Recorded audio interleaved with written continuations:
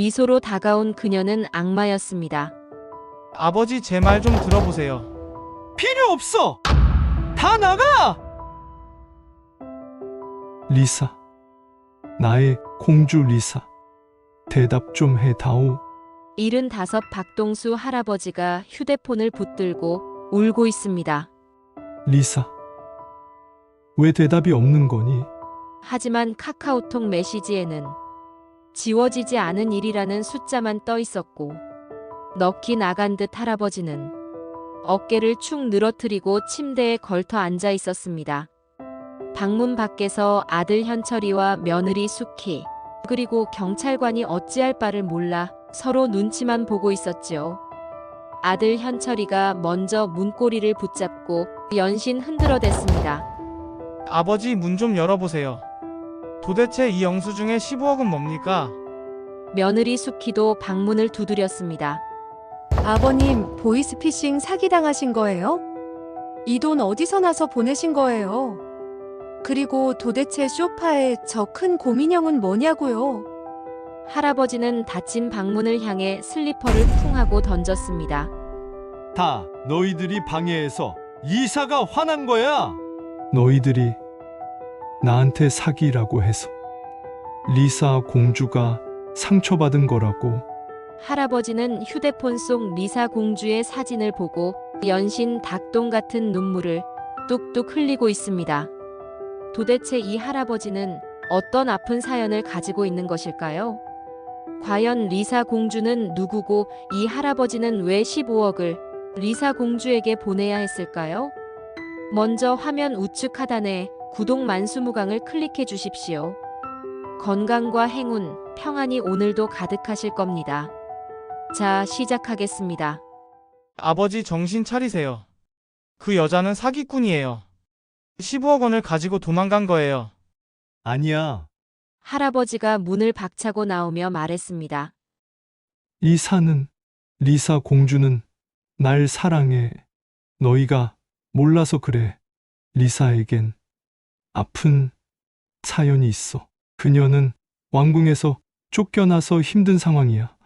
그런 힘든 상황에서도 나에게 매일 밥 먹었냐고 물어보고, 매일 잘 자라고 인사하고, 나 없으면 못 산다고 했어. 그게 사기냐고. 할아버지는 휴대폰을 꼭 쥐고 다시 카카오톡을 열었습니다. 그리고 지난 6개월 동안 리사와 주고받은 메시지를 위로 스크롤하기 시작했습니다. 동수 오빠, 밥 드셨어요? 오빠가 밥 안 드시면 제가 걱정돼서 잠을 못 자요. 오빠 오늘 꿈에서 오빠 봤어요. 오빠가 저 안아주는 꿈이었어요. 너무 행복해서 눈물 흘리며 깼어요. 오빠 목소리 듣고 싶어요. 오빠가 리사야 하고 부르는 소리만 들어도 제 가슴이 두근거려요. 할아버지의 눈에서 눈물이 주르륵 흘러내렸습니다. 이게 거짓말이냐고. 이렇게 따뜻한 말을 매일 해주던 사람이 사기꾼이냐고. 현철은 고개를 떨어뜨렸습니다.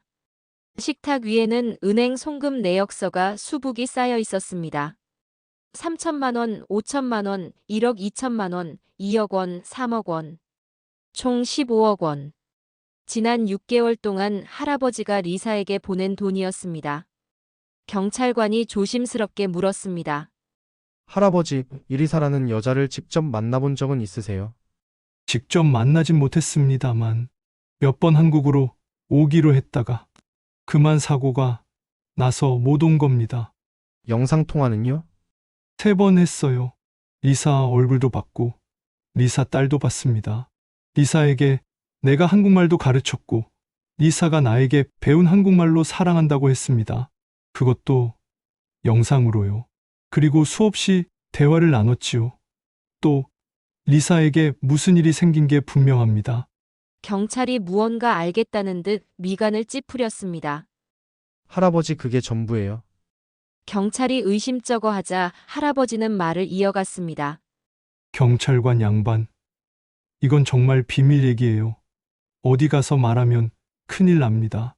왜냐하면 왕궁 얘기가 새어나가면 리사가 위험해질 수 있기 때문이에요.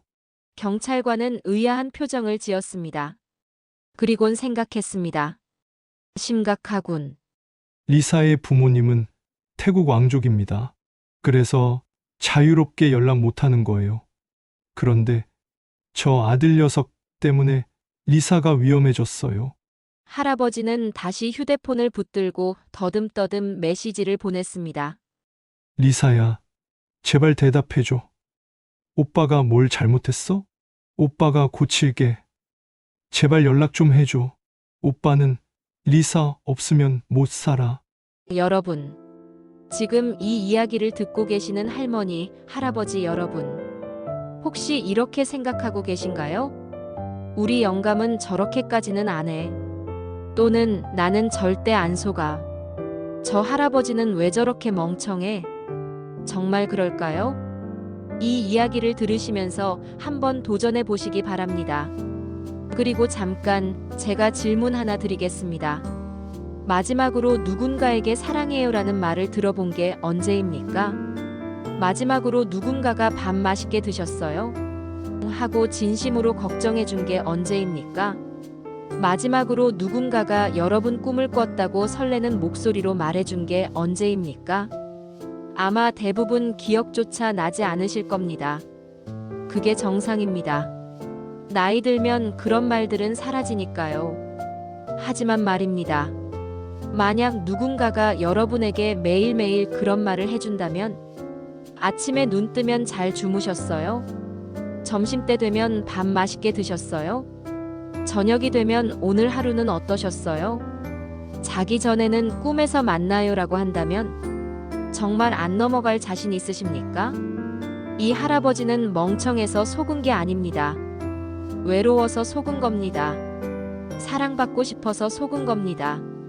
마지막 봄날을 꿈꿨을 뿐입니다. 지금부터 들려드릴 이야기는 75 박동수 할아버지가 어떻게 50살의 여자 리사에게 완전히 빠져들게 되었는지, 그리고 어떻게 15억 원을 잃게 되었는지에 대한 이야기입니다. 끝까지 들으시면 여러분도 이해하게 되실 겁니다. 아니, 어쩌면 여러분 옆에 계신 분도 지금 이 순간 똑같은 위험에 빠져 계실지 모릅니다. 사건은 6개월 전으로 거슬러 올라갑니다. 서울 송파구 대단지 50평대 텅 빈 아파트에 할아버지는 혼자 살고 있었습니다. 저녁 7시 할아버지는 식탁에 멍하니 앉아 있었습니다. 어제 끓여 먹다 남은 된장찌개 한 그릇, 며느리가 가져다 준 라겔락통에 담긴 신김치와 깻잎 장아찌, 그리고 밥 한 공기. 부엌 창 사이로 비쳐오는 노을을 벗삼아 혼자 먹는 저녁이었습니다. 늘 같은 일상, TV를 틀었습니다. 드라마가 흘러나왔습니다. 주인공 남녀가 서로 꼭 껴안으며 사랑해라고 말하는 장면이었지요. 할아버지는 피식 웃으며 숟가락을 내려놨습니다. 좋겠네. 75 할아버지 박동수는 아내가 세상을 떠난 지 벌써 20년이 되었습니다. 딸이 교통사고로 세상을 떠나자 아내마저 딸을 잃은 충격으로 이듬해에 뒤따라 세상을 떠났습니다. 그 후로 할아버지는 20년을 혼자 살아왔지요. 평생 성실하게 일하고 부동산에 투자를 해서 모은 50억. 남부럽지 않은 삶이라 보이겠지만 돈이 외로움을 채워주지는 못했습니다. 식사를 하다만 할아버지는 휴대폰을 들었습니다. 아들에게 전화를 걸었습니다. 뚜뚜뚜뚜. 전화를 받지 않고 신호만 갔습니다. 바쁜가? 할아버지는 최근에 익힌 카톡 솜씨로 더듬더듬 아들에게 문자를 보냈습니다. 언제 집에 놀러 와라. 소고기 구워줄게. 한참을 기다려도 답이 오지 않았습니다. 숟가락을 집어들려는 순간 여보세요? 며느리 수키의 목소리였습니다. 아, 네가 전화했구나. 현철이랑 같이 있니? 아, 아버님. 현철 씨가 회식이라 늦는다고 저보고 전화하라고 해서 연락드렸어요. 무슨 일 있으세요? 아니야. 그냥 심심해서 걸었지. 아, 네, 이번 주는 힘들고 다음 주에나 가능할 것 같아요. 그렇구나. 알겠다. 전화가 끊어졌습니다. 할아버지는 휴대폰을 내려놨습니다. 다음 주말에 뵐게요. 늘 듣는 말이었습니다. 이번 주도 아니고 늘 다음 주. 그런데 오늘은 왠지 더 허전했습니다. 할아버지는 다시 식은 된장찌개를 한 숟가락 떠먹었습니다. 몇 번을 데웠는지 짠 맛만 가득했습니다. 이렇게 또 하루가 가는구나. 할아버지는 설거지를 하고 소파에 앉았습니다. 텔레비전을 켰지만 내용은 하나도 귀에 들어오지 않았습니다. 그때였습니다. 휴대폰에서 카톡 낯선 알림이 울렸습니다. 돈 버느라 술 담배도 안 하고 모임도 안 나가다 보니 연락 올 친구도 없는데 카톡 소리는 쇼핑 광고나 대출받으라는 안내 아니면 올 리가 없었습니다. 무심코 열어본 휴대폰에는 할아버지의 시선을 사로잡은 여인이 있었습니다. 그녀의 이름은 리사 차이아폰. 카카오톡 프로필 사진에는 50세쯤 되어 보이는 태국 여성이 전통 태국 의상을 입고 부드럽게 미소 짓고 있었습니다. 긴 검은 머리를 단정하게 뒤로 넘긴 모습, 살짝 동그란 얼굴에 이국적인 부드러운 눈매, 전통 태국 실크 드레스, 은은한 금빛과 청록색이 섞인 우아한 색감. 목에는 섬세한 금 목걸이, 배경은 방콕의 왕궁. 왕족 특유의 품이 있는 자세였지만 표정은 부드럽고 따뜻한 미소였습니다. 할아버지는 한참을 그 사진을 바라봤습니다. 딸이 있구나. 우리 딸이 살아 있었으면 40쯤 됐을 텐데. 할아버지는 무심코 친구 추가 버튼을 눌렀습니다.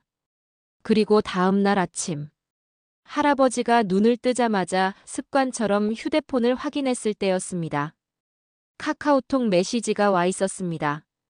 안녕하세요. 친구 추가 받아주셔서 너무너무 감사합니다.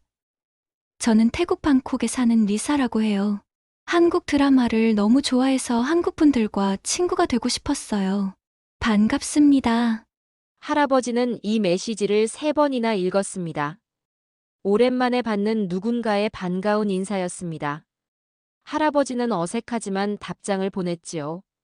반갑습니다. 저는 서울에 사는 막동수입니다. 한국 드라마를 좋아하신다니 반갑네요. 채 1분도 지나지 않아 답장이 왔습니다. 와, 서울이요? 서울은 제가 꼭 가보고 싶은 곳이에요. 남산타워에서 사랑하는 사람이랑 자물쇠 걸고 싶어요. 드라마에서 봤어요. 혹시 동수 씨는 가보셨어요?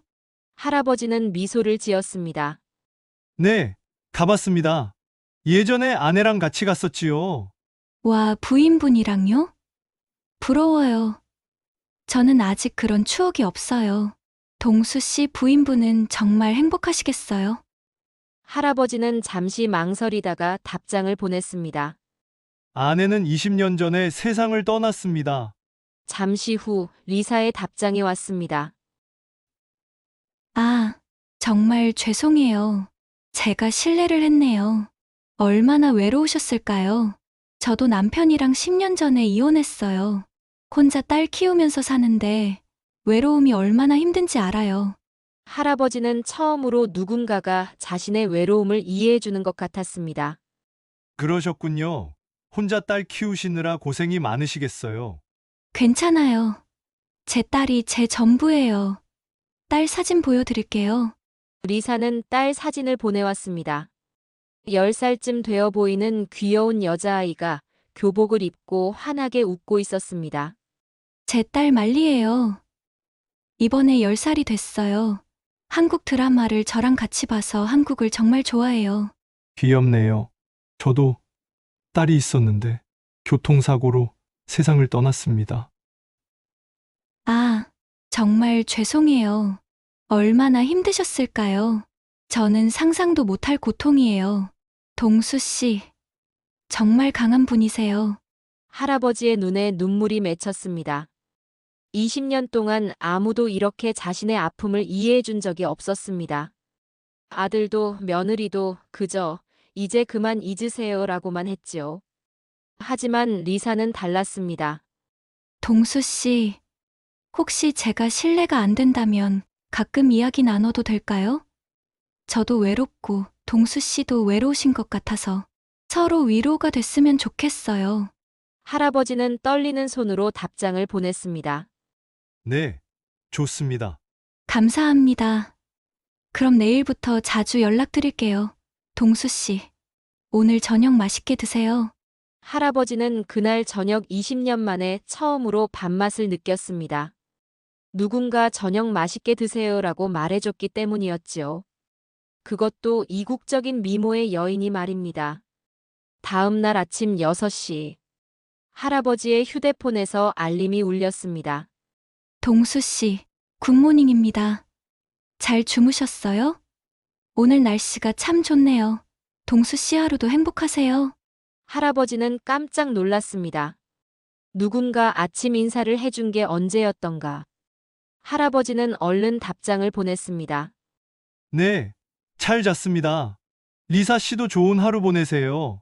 감사해요. 참, 동수 씨 아침 식사는 하셨어요? 아침 꼭 드셔야 건강해요. 할아버지는 가슴이 따뜻해졌습니다.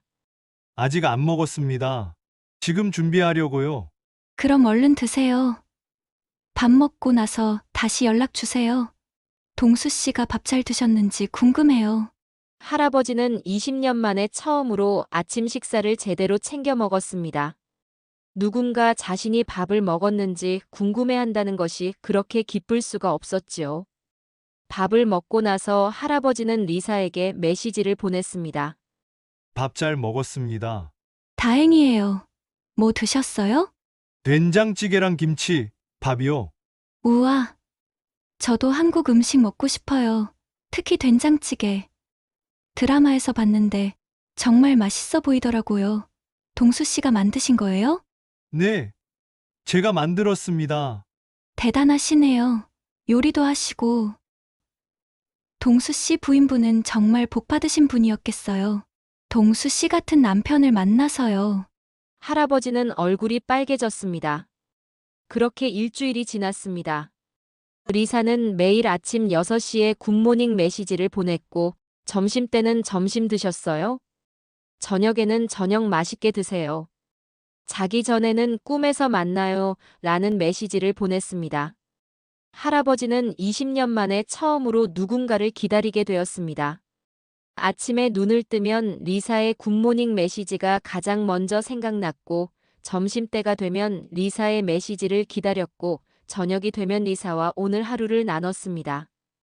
2주일쯤 지났을 때 리사는 자신의 이야기를 조금씩 털어놓기 시작했습니다. 동수 씨, 제가 오늘 슬픈 일이 있었어요. 무슨 일이에요? 오늘 부모님이랑 싸웠어요. 부모님은 제가 왕족답게 살기를 원하세요. 근데 저는 자유롭게 살고 싶어요. 한국 드라마도 보고, 한국 친구도 사귀고, 제가 하고 싶은 대로 살고 싶어요. 그러셨군요. 힘드시겠어요? 네, 저는 방콕 근교에서 태어났어요. 아버지는 왕실 예법을 너무 중요하게 생각하셔서 웃는 것도 허락받아야 했어요. 자유롭게 살 수가 없었죠. 많이 답답하셨겠네요.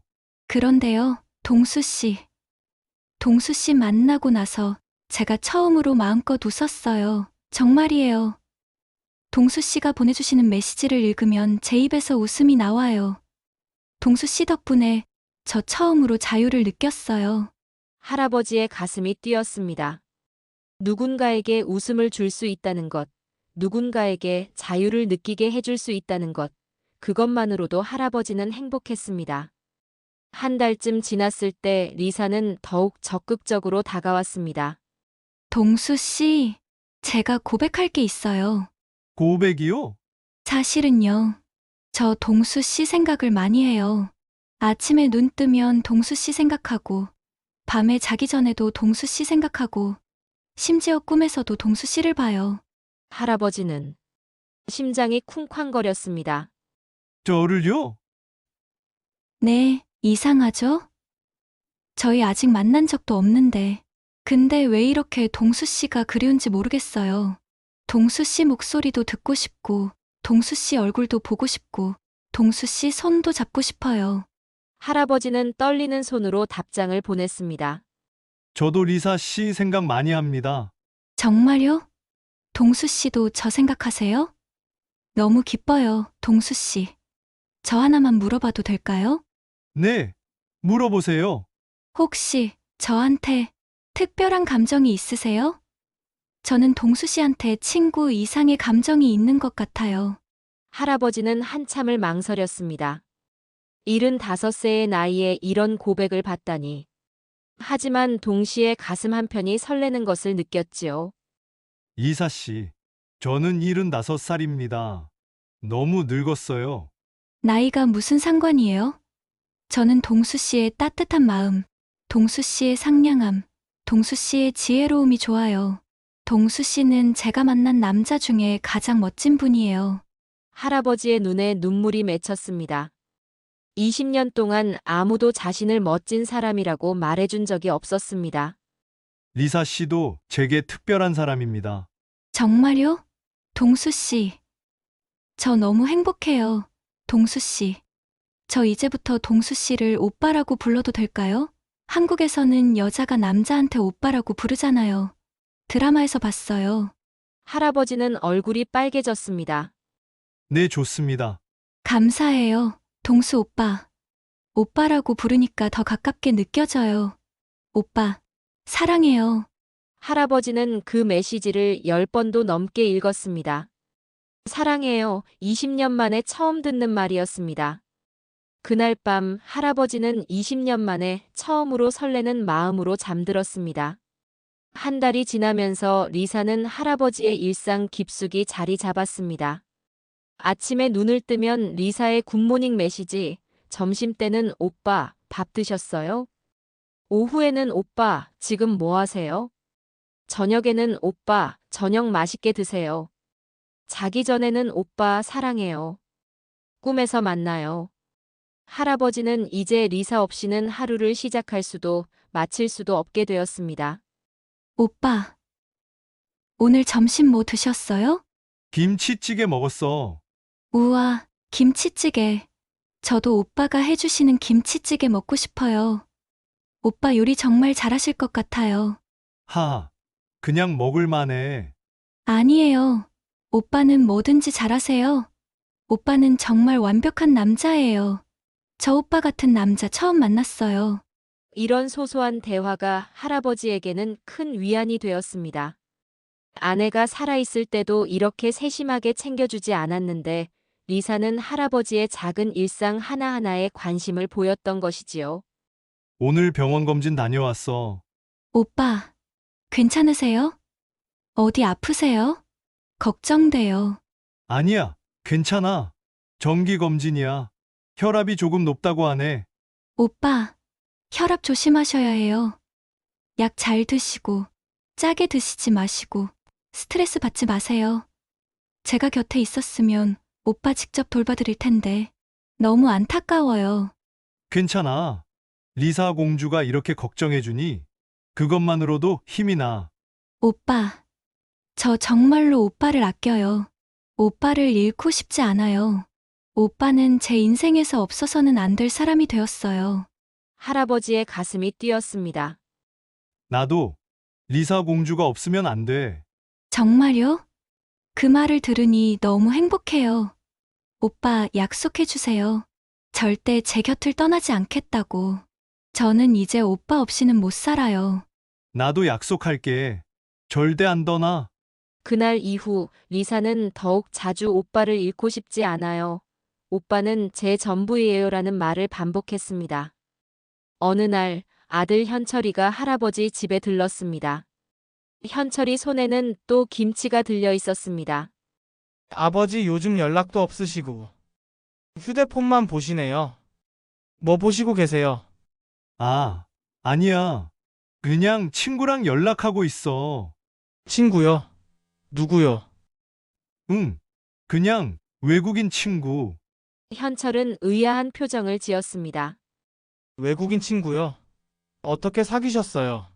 카카오톡 하다가 알게 됐어. 태국 사람이야. 참 좋은 사람이지. 아버지 조심하셔야 해요.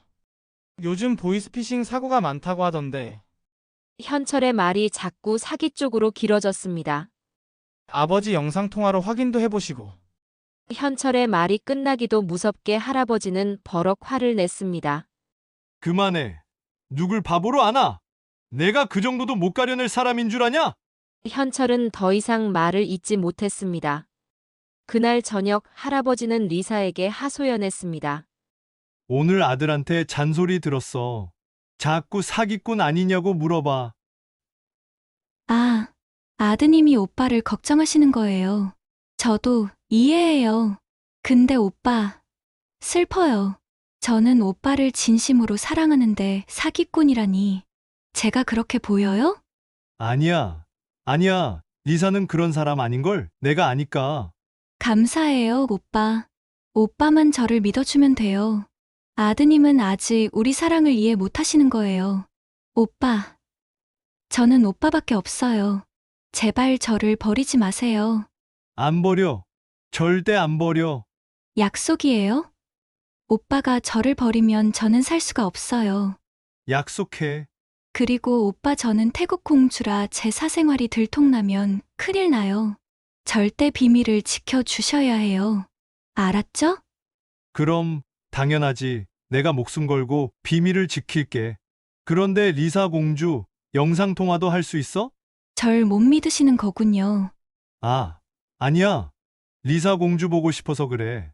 그 카톡 대화 이후 한동안 리사는 대화를 끊고 답변을 하지 않았습니다.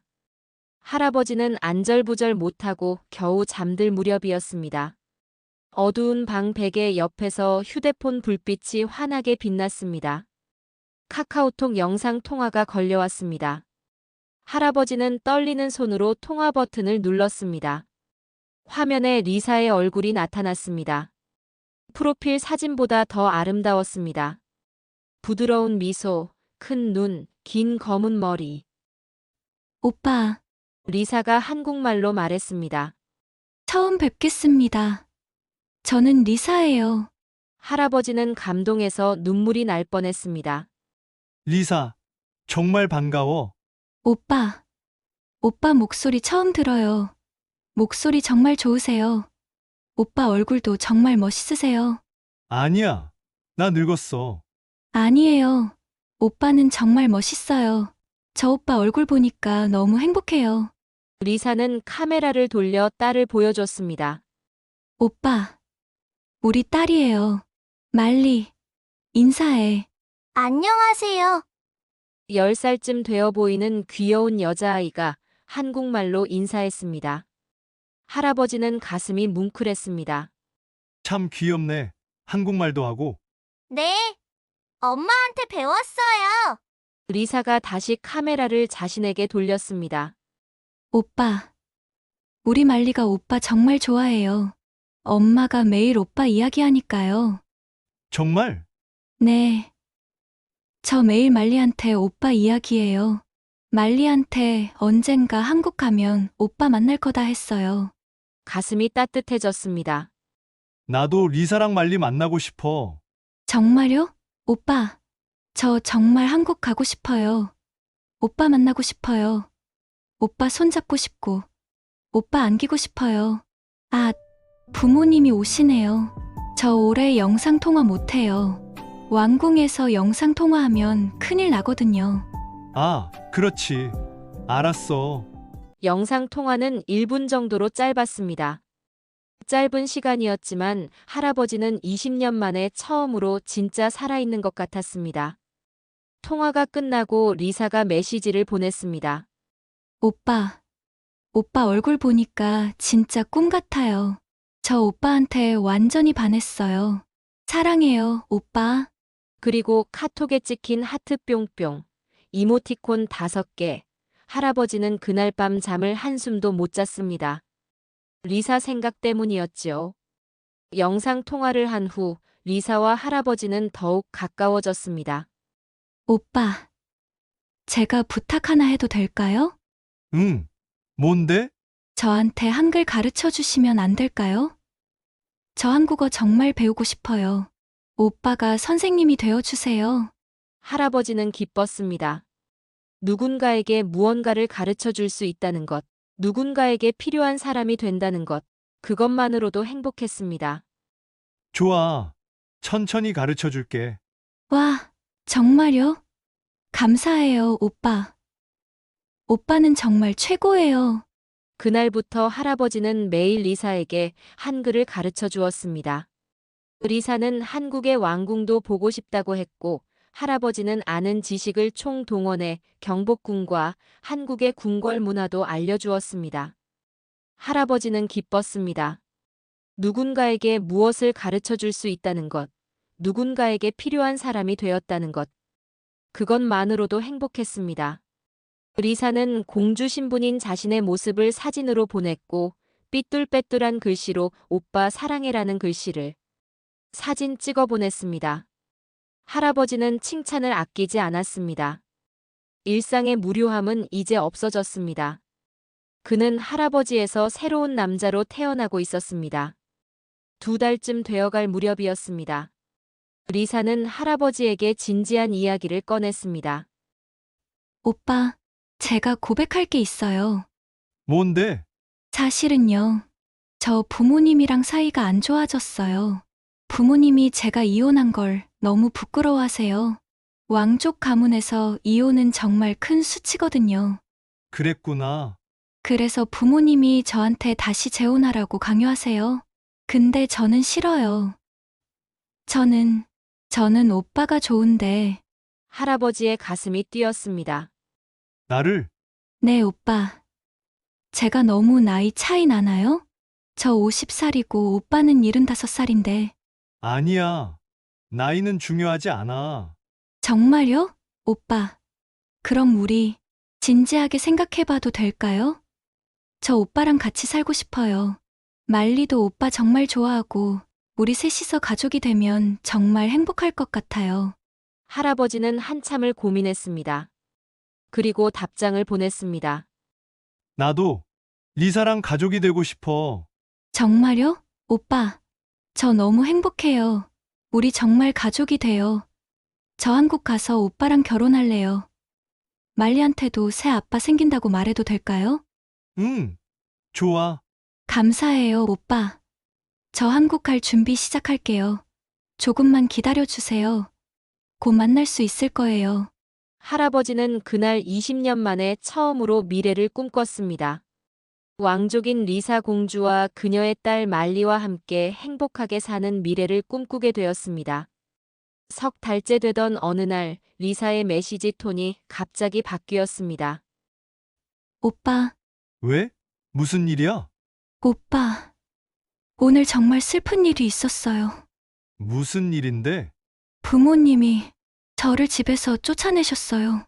뭐? 왜? 제가 한국 가겠다고 했더니 부모님이 너무 화나셨어요. 왕족이 외국 남자랑 결혼한다는 게 수치스럽대요. 그래서 저한테 집 나가라고 하셨어요. 세상에. 그럼 지금 어디 있어? 지금 친구 집에 있어요.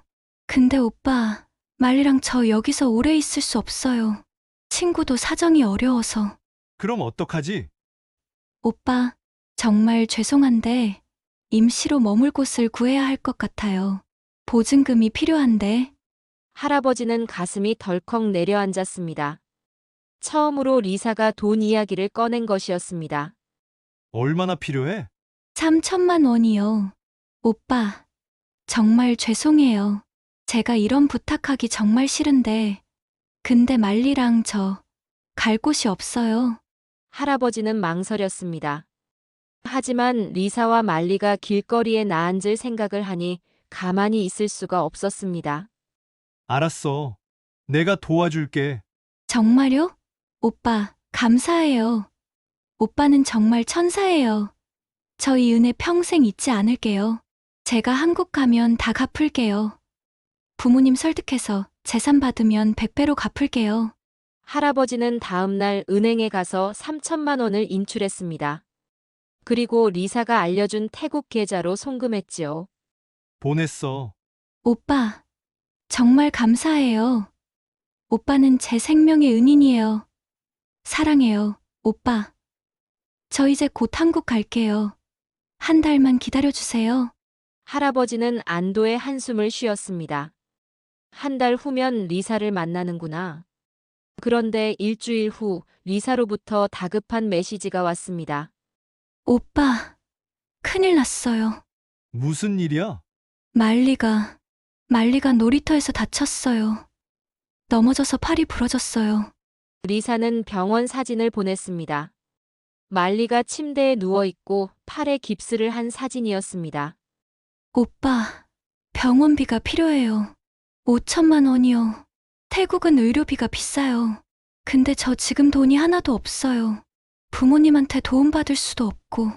우리 말리가 많이 아프겠구나. 네, 말리가 매일 울어요. 아파서요. 오빠, 도와주실 수 있으세요? 정말 죄송해요. 계속 돈 얘기만 해서. 할아버지는 고민했습니다. 하지만 말리의 아픈 모습을 보니 가만히 있을 수가 없었습니다. 이미 할아버지에게 말리는 자신의 딸이 되어 있었으니까요. 알았어. 보내줄게. 오빠, 정말 감사해요. 오빠는 정말 천사예요. 말리도 오빠한테 너무 고마워해요. 말리가 오빠를 아빠라고 부르고 싶대요. 할아버지는 예금을 해지하고 5천만 원을 송금했습니다. 그렇게 3천만 원, 5천만 원, 총 8천만 원이 리사에게로 보내졌습니다. 일주일 후 리사로부터 또 카톡이 왔습니다. 오빠, 제가 부탁할 게 있어요. 아버지가 제 거처를 알고 잡으러 오신대요. 아니, 쫓아낼 땐 언제고? 왜 잡으러 와? 왕궁에 가두어 놓을 작정인가 봐요. 거처를 다시 옮겨야 할 것 같아요. 이미 카드도 정지시켜 놔서 돈이 더 필요해요. 왕궁 제 방에 가면 금과 예물이 많이 있어서 빌려주신 돈은 쉽게 갚아드릴 수 있어요. 걱정 마세요. 혹시 저를 못 믿으시는 건 아니죠? 그럼 내가 리사 공주를 못 믿으면 안 되지. 할아버지는 1억 2천만 원을 또 송금했습니다. 공주라는 품격을 고려해서 그녀가 요구하는 돈의 단위가 큰 것은 할아버지도 이해가 되는 부분이었습니다. 그렇게 할아버지는 리사의 도피 생활자금과 말리의 치료비, 차량 렌트비까지 한 달 동안 총 3억 원이 넘는 돈을 입금한 상태였습니다. 드디어 그녀가 한국으로 오기로 약속한 한 달이 다 되었습니다. 할아버지는 왕궁을 떠나 고초를 겪은 리사와 말리가 너무 보고 싶었습니다. 그동안 보낸 돈 따위는 안중에도 없었습니다. 리사는 내일 저녁 6시 비행기로 한국에 도착하겠다는 카톡을 보냈습니다. 드디어 우리 공주와 말리를 보는구나. 할아버지는 한숨도 못 자고 점심을 먹자마자 공항으로 나섰습니다. 비행기가 도착하려면 시간이 많이 남아 있었기에 할아버지는 백화점에 들러 사람 크기만한 곰인형을 샀습니다. 말리를 위해서였죠. 그리고 꽃집에 들려 장미꽃 한 다발과 헬륨 풍선도 20개나 샀습니다. 할아버지는 공항 의자에 앉아 리사와 말리가 오기만을 기다렸습니다. 오빠, 조금만 기다려요. 여기 태국 공항이에요. 오빠 볼 생각에 가슴이 너무 뛰어요. 할아버지의 가슴은 몇 시간째 쿵쾅쿵쾅거렸습니다. 옆에 같이 앉아있는 큰 곰인형과 풍선, 그리고 장미꽃. 어머, 저 할아버지 좋은 일 있으신가 봐. 지나가는 사람들의 신기해하는 시선에도 할아버지는 부끄럽지 않았습니다. 그런데 이게 웬일일까요? 비행기 도착 시간이 1시간이나 지났는데도 리사와 말리는 보이지 않았습니다. 그리고 리사에게서 온 카톡. 오빠, 왕궁 수행원들에게 공항에서 붙잡혀서 비행기를 못 탔어요. 미안해요. 한동안 연락 못 할 것 같아요. 제가 다시 연락할게요. 할아버지는 머리가 띵했습니다. 리사를 다시는 못 볼까봐 앞이 캄캄했습니다. 앞으론 못 볼 수 있다는 절망감에 다리에 힘이 빠졌습니다. 곰인형이 무겁다는 걸 그제야 할아버지는 실감했습니다. 아쉬운 마음을 뒤로한 채 택시를 타고 집으로 가던 중 리사로부터 울고 있는 사진과 함께 카톡이 왔습니다. 오빠 많이 놀랐죠? 실망시켜드려 미안해요. 아니야. 실망은 무슨. 할아버지는 반가웠습니다. 할아버지는 일부러 아무렇지도 않은 듯 담담한 척 했습니다. 리사야, 말리가 많이 놀랐겠어. 네, 맞아요. 말리가 오빠를 너무 보고 싶어 했는데. 사랑해요. 오빠, 정말 보고 싶어요. 나도 리사가 너무 보고 싶어.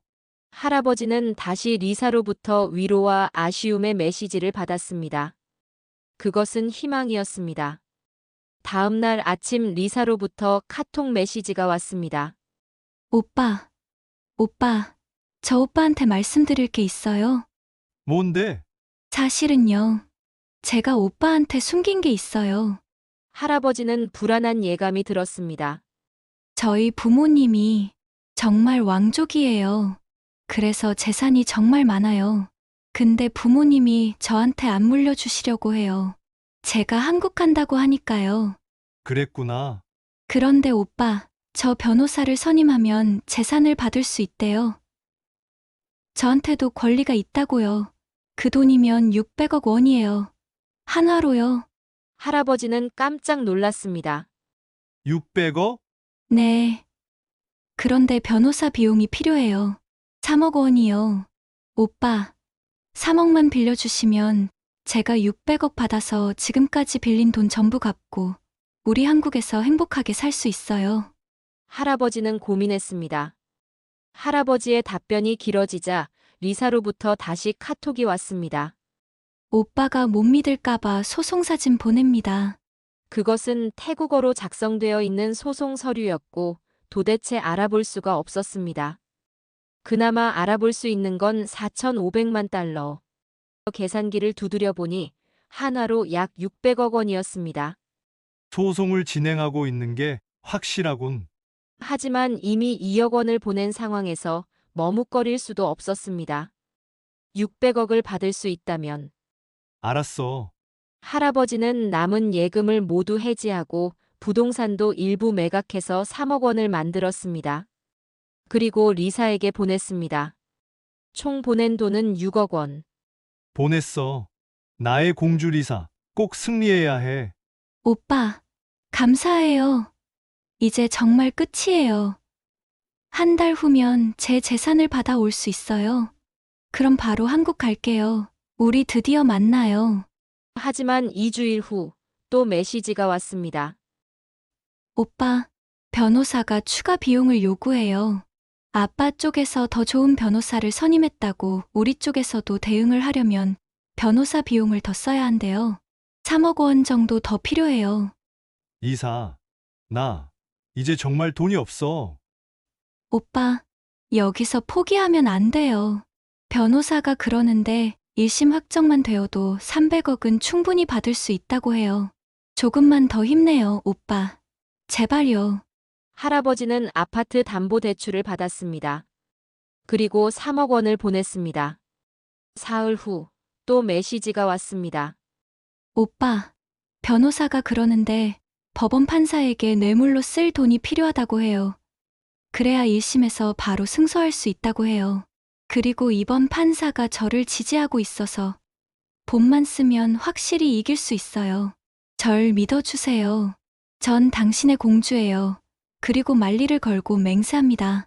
이런 식으로 석 달간 할아버지의 재산은 리사에게로 보내졌습니다. 생각과 다르게 소송은 길어졌고 해외 송금액은 그에 따라 늘어만 갔습니다. 여태껏 9억에 소송이 길어졌다며 3억, 또 3억, 총 15억 원을 보냈습니다. 할아버지는 이것은 투자라고 생각했습니다. 리사가 승소해서 자신에게 돌아오기만 하면 모든 것이 해결될 수 있다고 말이죠. 리사의 부탁을 받아 해외 송금을 마치고 집으로 돌아온 어느 날이었습니다. 아들이 전화가 왔습니다. 아버지 집을 급매물로 내놨다면서요? 할아버지는 급 당황했습니다. 그래. 혼자 큰 집에 있을 이유도 없고 해서. 아버지 사실대로 말씀해 주세요.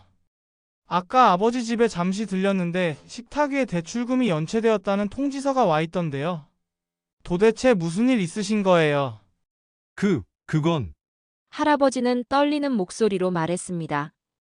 이건 왕족과 약속한 거라 사실 비밀인데, 널 믿고 얘기하마. 할아버지는 모든 것을 털어놓았습니다. 리사 공주와 딸 말리 이야기, 태국 왕가와 재판 소송 중인 내용, 총 15억 원을 보낸 것까지. 아버지, 그게 무슨, 현철은 경악했습니다. 그게 사기라는 걸 모르시겠어요? 태국 왕족이요? 600억이요? 그게 말이 된다고 생각하세요? 네가 몰라서 그래. 리사는 좋은 사람이야. 나를 사랑한다고 했어. 말리를 걸고. 아버지, 제발 정신 좀 차리세요. 현철은 소리쳤습니다. 영상 통화 3번 밖에 안 했잖아요. 직접 만난 적도 없잖아요. 도대체 어떻게 그 사람을 믿으세요? 잠깐 기다려봐. 할아버지는 작심한 듯 아들의 말을 끊었습니다. 그리고는 사진 몇 장을 아들에게 카톡으로 보냈습니다. 이래도 못 믿겠어? 리사의 사진이었습니다. 이렇게 아름다운 공주가 나를 속일 리 없어. 봤지? 내 새엄마가 될 사람인데 그렇게 사람을 못 믿으면 쓰나. 외국인 여자라서 그런 거냐? 나쁜 녀석 같으니라고. 할아버지의 목소리엔 확신이 넘쳐났습니다. 현철은 그 사진을 인터넷에 검색해 보았습니다. 그리고 발견했습니다. 그 사진들은 태국의 한 모델이 왕궁을 배경으로 찍은 사진이었고 사기꾼들이 그 사진을 도용한 것이었습니다. 리사가 보낸 모든 사진이 가짜였던 것이지요. 현철의 눈앞이 캄캄해졌습니다. 그러면 이게 말로만 듣던 로맨스 스캠. 현철은 아버지에게 다시 전화 걸었습니다. 아버지, 이 사진들은 전부 가짜예요. 다른 사람들이 사진을 도용한 겁니다. 아버지, 저랑 같이 경찰에 신고하러 가요. 무슨 소리야? 그딴 헛소리 할 거면 앞으로 전화하지 마라. 할아버지는 전화를 끊어버렸습니다. 그리고는 리사에게 카톡을 남겼습니다. 우리 아들이 오해를 단단히 했지 뭐야. 글쎄 경찰에 신고를 하겠다고 하길래 내가 엄청 혼내줬어. 걱정 마요, 리사. 리사로부터 짧은 답변이 왔습니다. 당신은 나와의 비밀을 지키지 않았군요. 이제 당신과 끝입니다. 리사, 이사 공주. 안 돼. 현철과 수키는 곧바로 경찰로 달려갔습니다. 경찰도 현철의 얘기를 듣고 한숨을 내쉬었습니다. 요즘 이런 할아버지 할머니를 대상으로 로맨스 스캠 사고가 한두 건이 아닙니다. 저희가 조사한 바로는 해외 기반 국제 로맨스 스캠 범죄 조직이 타인의 사진과 짧은 영상을 도용해 신뢰를 쌓은 뒤 거액을 편취하는 유형입니다. 이들이 사용하는 수법은 일명 돼지 도살로 불리는데 사랑에 빠지게 만든 피해자를 돼지에 비유하고 정이 들게 하여 돈을 뜯어내는 과정을 도살에 빗댄 잔인한 용어입니다. 할아버지께서는 안타깝게도 바로 이 도살 단계에 이르신 것으로 보입니다. 현철과 수키는 기가 막혀 아무 말도 못했습니다. 담당 경찰은 한마디 더 말을 건넸습니다. 미소로 다가온 그녀는 범죄 조직의 흑인 남성일 확률이 높습니다. 경찰관님, 그럼 해외 송금한 돈은 찾을 수 있나요? 사실 해외 송금이 완료된 상태면 되돌려 받기가 어렵습니다. 보이스 피싱과 달리 이건 지급 정지도 어려워서 본인이 사기라는 것을 인지하고 송금을 멈추는 게 일단 최선의 방법입니다. 현철의 무릎이 꺾였습니다. 수키도 머리가 아픈 듯 머리에 손을 대고 어지럼증을 호소했습니다. 그리곤 아버지 집으로 향했습니다. 현철의 부탁으로 담당 경찰도 할아버지 집으로 동행해 주었습니다. 집에 도착하자마자 할아버지는 너희 때문에 리사와 연락이 끊겼다며 원망을 쏟아냈고 할아버지의 눈은 연신 눈물로 젖어 있었습니다.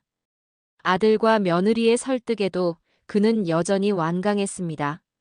현철이 할아버지의 어깨를 잡았습니다. 정신 차리세요.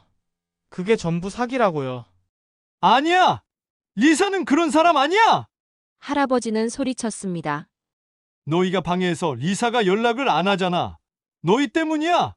같이 간 형사가 조심스레 말을 건넸습니다. 어르신, 충격이 심하시겠지만 제 말 좀 들어보시겠습니까? 이게 리사라는 여자의 실체입니다. 경찰은 나이지리아 로맨스 스캠 범죄 조직의 흑인 남성 사진을 건넸습니다. 할아버지는 깜짝 놀랐습니다. 이게 리사의 실체라고요. 경찰 양반 그럴 리 없어.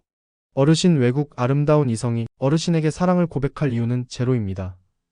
이 아름다운 여성이 한국에 관심이 많다며 놀러갈 예정인데 좋은 곳, 맛집을 소개해 달라고 하지 않았나요? 할아버지는 눈을 동그랗게 뜨고 경찰관을 쳐다봤습니다. 혹시 한글을 가르쳐 달라고 하고 아침, 점심, 저녁마다 카톡이 오고 페이스북 SNS로 사진을 보내고 동영상까지 보내지 않았나요? 그리고 소소한 일상과 안부를 묻고 당신을 잃고 싶지 않다며 사랑 고백을 하지 않던가요? 할아버지에게도 그랬습니까? 할아버지는 고개를 끄덕였습니다. 그러나 할아버지의 눈은 계속 휴대폰 속 숫자 1이 없어지기만을 기다리고 있는 듯 했습니다. 아들 내외와 경찰이 돌아간 뒤에도 할아버지는 리사에게 카톡을 계속 보냈습니다. 메시지는 쌓여갔으나 돌아오는 답은 없었고 보낸 메시지의 숫자 1은 지워지지 않은 상태로 여전히 남아 있었습니다. 할아버지의 사랑은 그렇게 끝났습니다. 잃어버린 돈보다 아쉬운 작별의 말도 나누지 못한 것이 못내 아쉬웠습니다. 작은 집으로 이사한 지 한 달. 할아버지는 여전히 리사를 기다리고 있습니다. 아버지, 이제 그만 잊으세요. 수키가 안타까운 마음에 조심스럽게 말을 건넸습니다. 리사라는 사람은 처음부터 없었던 사람이에요. 아니야. 할아버지는 고개를 저었습니다. 리사는 분명히 있어. 영상 통화도 했고, 목소리도 들었고. 아버님, 그거 조작된 거예요. 다른 사람 영상을 쓴 거라고요. 참 답답하시네요. 할아버지의 눈에 눈물이 고였습니다. 그래도 리사가 나한테 해준 말들은 진짜였잖아. 매일 밥 먹었냐고 물어보고, 매일 사랑한다고 하고, 그게 다 거짓말이었다는 거야. 수키는 더 이상 말할 수 없었습니다. 그날 밤 할아버지는 불 꺼진 방에서 휴대폰을 켜고는 리사와 주고받았던 메시지를 다시 처음부터 읽었습니다. 오빠. 오빠는 제 천사예요. 사랑해요, 오빠. 오빠 없으면 못 살아요. 오빠. 꿈에서 오빠를 봤어요. 너무 행복했어요. 할아버지는 눈물을 흘렸습니다. 그가 느꼈던 20년 만의 설렘도 그 행복함도 다 거짓이었습니다. 75에 맞은 시련, 그것은 돈을 잃어버린 것보다 더 깊은 상처를 남겼습니다. 공주를 사랑했던 할아버지의 끝사랑은 오늘도 베개를 흠뻑 적신 채 또 한밤을 지내고 있답니다. 카톡이나 페이스북, 각종 SNS에서 멋진 이성이 당신에게 보내는 호감 표시는 100% 사기입니다. 이것은 저의 이야기가 아니라 금융감독원에서 2025년 7월 발표한 보도 자료 내용입니다. 시청자 여러분, 이제 바로 박동수 할아버지의 이야기를 통해 느꼈을 겁니다. 로맨스 스캠은 젊은 사람들만의 문제가 아닙니다. 오히려 외로움을 느끼는 시니어분들이 더 큰 피해를 입고 계시지요. 할아버지는 멍청해서 속은 게 아닙니다. 외로워서 속은 겁니다. 사랑받고 싶어서 속은 겁니다. 그는 마지막 봄날을 꿈꿨을 뿐입니다. 범죄자들은 사랑의 속삭임으로 다가와 정을 들게 하고 돈을 빼냅니다. 그 정이 우리 시니어 분들의 약점입니다. 정이 많다는 것. 사랑은 돈을 요구하지 않습니다. 진짜 사랑은 당신을 보호하지 당신의 재산을 노리지 않습니다. 만난 적도 없는 사람이 매일 사랑한다고 하는 건 사랑이 아니라 사기입니다. 영상 통화도 조작될 수 있고 사진도 도용될 수 있습니다. 직접 만나지 않은 사람은 절대 믿지 마세요. 부디 박동수 할아버지 같은 피해자가 더 이상 나오지 않기를 바라며 이 이야기를 마칩니다. 여러분의 가족을 지켜주세요. 외로운 부모님, 조부모님과 자주 대화를 나누세요. 자주 전화하고 자주 찾아뵙고 자주 사랑해요라고 말씀드리세요. 그것이 최고의 예방입니다. 오늘 이야기는 어떠셨나요? 이 영상이 도움이 되셨다면 꼭 구독 부탁드리며 다른 분들께도 전달해주세요. 그리고 댓글로 들으신 소감을 달아주세요. 저는 또 유익한 다음 사연으로 찾아뵙겠습니다. 감사합니다.